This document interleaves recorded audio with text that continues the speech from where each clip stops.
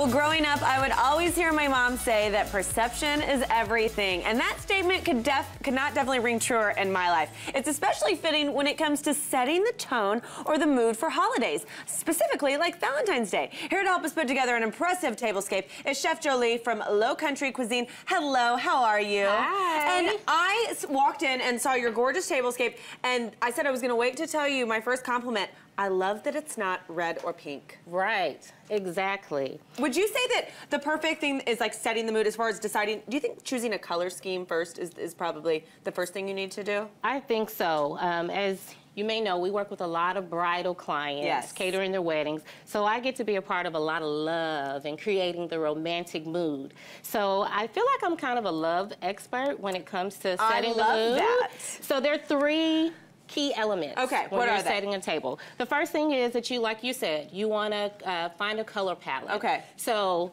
I chose this Radiant Orchid and not doing red and pink all over. Because Valentine's Day is kind of like red and pink through up Exactly, everywhere. but let me tell you, if your relationship needs a little bit of passion, you can bring in a little bit of red because red kind of ignites that passion. Yeah. But if you need to communicate some nurturing or a little comfort, bring in a little bit of pink. Yes. So you can bring in the red and pink, but you don't have to splash it over the whole table. I love it, and I think the purple's probably more appropriate for a man too. He's probably gonna like it. Exactly. Now, you also talk about the lighting in the room needs to be really... Exactly. Sadly, we can't dim the lights in here to show you all the perfect light, but... Right. Exactly. The second element is lighting, and what we did here is that we did battery-operated candles. Okay, Yep. cool. You guys, can I show these to people? Take a look at these. And you can pick these up at any craft store or... And the lights just turn on and off on the bottom. On the bottom. And that's also safer in case like things get a little passionate at dinner and you take it elsewhere, you don't forget to blow out the candles, it's not a problem. Exactly. And one other thing that I want to point out is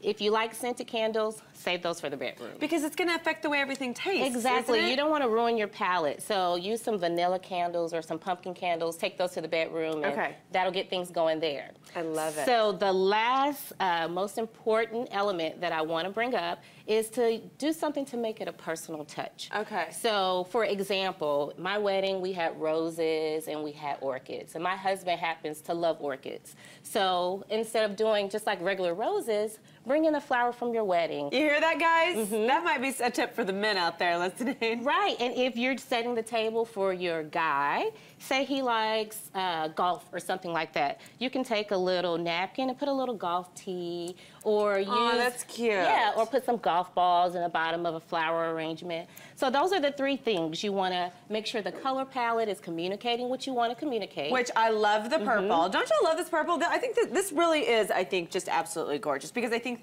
these are this is a color we could use again. Yes, and this is actually the Pantone color of the year. It's called Radiant Orchid. And after seeing all that red at Christmas, we're probably sick of red. Okay, so first tip was color palette. Color palette was bring in the appropriate lighting and use some battery-operated candles. Okay. And then the second tip is to bring in something that's personal, that's going to be special for the person that you're setting your table for. Okay. Now, I do want to ask you something that we didn't bring up. How do you feel about music? Do you think music plays a role in the whole aesthetic and feel of the room too? I definitely do too. I feel the same way. And if the person that you're creating this beautiful table for loves music, then you definitely want to bring in that music element. It'll just make everything taste and look even better. And feel that, yes. Oh my gosh, so many great tips. Gets me excited for Valentine's Day. And you guys, you're gonna wanna stick around because later in our show, Chef Jolie is gonna feature romantic recipes that you can woo your special someone with. So you can set the table and then you can cook for them. It's a perfect match, I love it.